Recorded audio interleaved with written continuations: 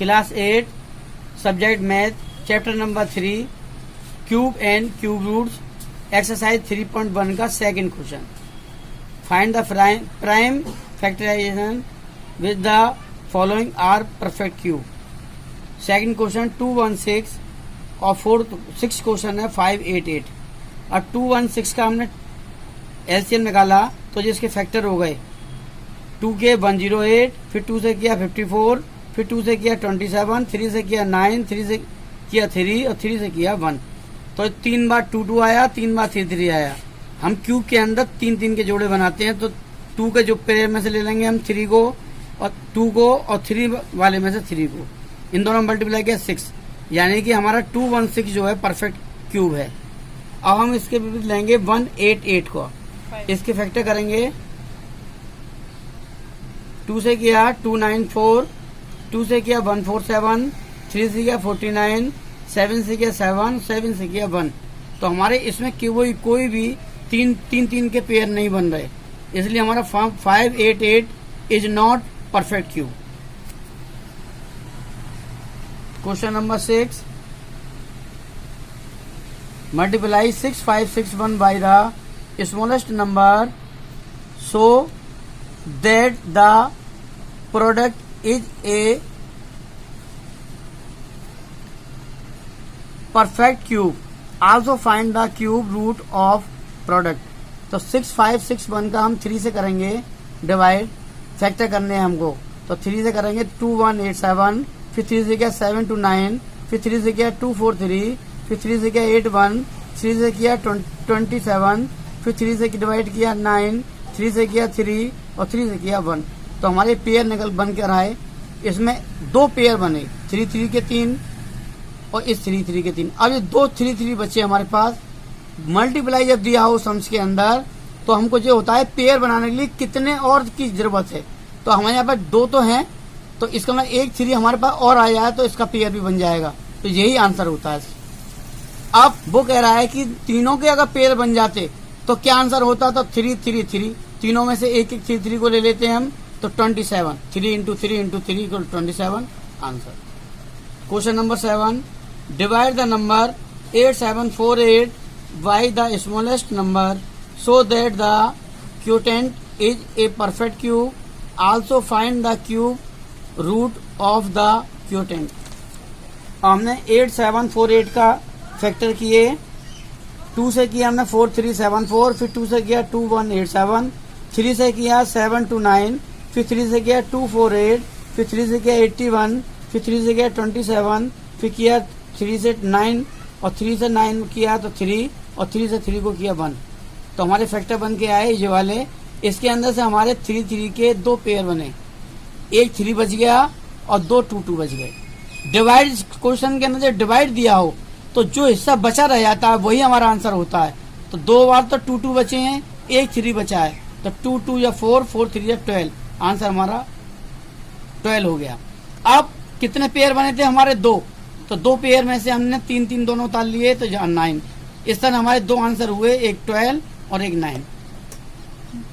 Question number 10, find the smallest number by which 46305 is multiplied so as to make it a perfect cube.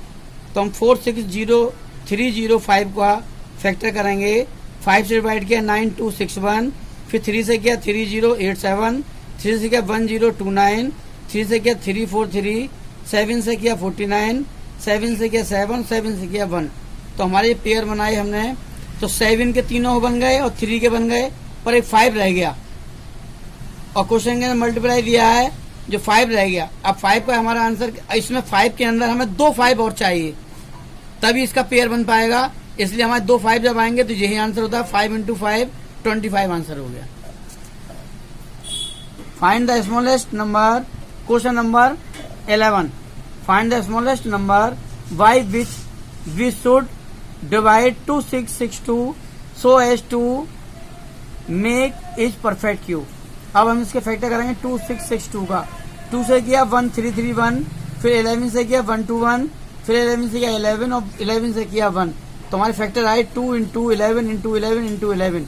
11 का pair तो बन गया 3 का, 2 रह गया, क्योंकि इस क्वेश्चन में डिवाइड दिया हुआ है, इसलिए जो बचा हुआ रह जाता है वही आंसर होता है। 2 हमारा आंसर रह गया।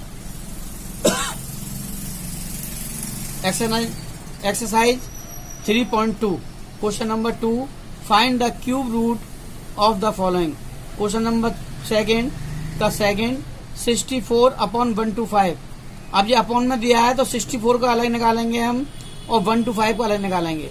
तो 2 से किया हमने 32, फिर 2 से किया 16, 2 से किया 8, 2 से किया 4, फिर 2 से किया 2 और 2 से किया 1। तो इसके फैक्टर आए 2 2 2 2 2 2। इस तरह हमारे 2 पेयर बने, दोनों पेयरों में से हमने 2 2 को ले लिया, हमारा 4 आंसर आया। 1 to 5 का हमने फैक्टर निकाले, 3 बार 5 आए, इस 5 में से हमने एक 5 ले लिया। तो इसका 64 का हमारा क्यूब जो आया था 4 और 125 का क्यूब आया था 5, इसलिए हमारा आंसर हुआ 4/5। Question number 3, find the cube root of the following. 15.625 question number 3। अब इसके फैक्टर करेंगे 15.625 के, तो हम 15.625 हमने 15.625 को हमने लिखा, तो इसमें पॉइंट हटाएंगे हम, तो नीचे हमारे पास इसके बाद 3 फिगर हैं, इसलिए हमारे पास 1 के बाद 3 0 लगा लेंगे।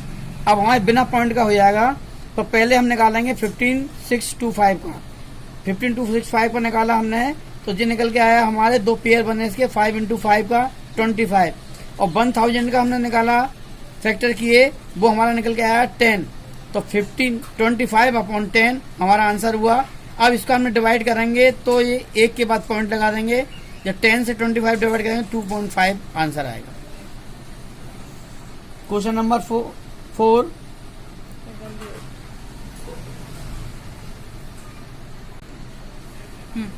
क्यूब 0.000216। अब हम इसे क्या करेंगे, पॉइंट हटा देंगे, तो ऊपर हमारा रहेगा 216 और नीचे हो जाएगा 1 2 3 4 5 6, यानी 1 के ऊपर 6 0। अब हम दोनों का निकालेंगे, 1 2 6 का निकाला हमने, तो हमारा आया 6 और हमने 10 लाख का निकाला, तो हमारा निकल के आएगा 100। तो हम निकालेंगे 6/100 और जब 100 का डिवाइड करेंगे 6 में तो 0.06 हमारा आंसर आएगा। Question number 8, find the cube root of 1 minus के 1 to 5। अब जब माइनस का निकालना है तो 5 से हमने इसके मल्टीप्लाई किए, जैसे हम पहले करते हुए आए हैं वैसे ही। तो हमारा आंसर, क्योंकि ये माइनस में है इसलिए माइनस में ही ये फैक्टर होंगे, -5 × -5 × -5। अब ये ट्रिपल हो गया हमारा, इसमें से हमने -5 ले लिया, यही आंसर हो गया। Question number 9, find the edge of the cube whose volume is. अब सेकंड क्वेश्चन है 512 मीटर क्यूब। अब 512 का हमने फैक्टर किए, तो हमारे फैक्टर आए, ये 3 पेयर बने 2 2 2, तो 2 × 2 × 2 = 8। तो आंसर हमारा हुआ 8। Question number 12, find the cube root of the following through estimation. 97336 और 97336 के फैक्टर किए, तो फैक्टर जो बन के आए वो आए हमें 2 × 23। 2 जो है 3 बार और 23 भी 3 बार, तो दोनों में से हमने एक एक ले लिया, हमारा आंसर आया 46। यही हमारा 46 आंसर है। बाकी के क्वेश्चन आप होमवर्क के रूप में अपने आप घर पे कीजिए।